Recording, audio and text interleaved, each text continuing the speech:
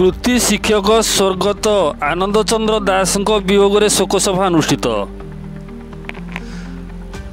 खली ब्लॉक अंतर्गत डिमिरीपाल पंचायतर कृति शिक्षक स्वर्गत आनंद चंद्र दास वियोग में एक स्मृतिचारण सभा अनुष्ठित हो जाइछि।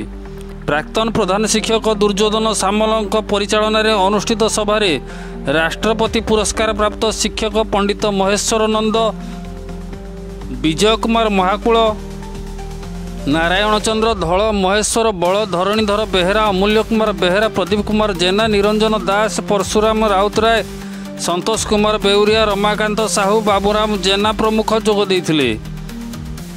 प्रथमे 2 मिनिट नीरव प्रार्थना करा जायथिला। जाजपुर सरोज कुमार साहू को रिपोर्ट, जागृत भारत न्यूज। विजय कुमार महाकुल मानपुर।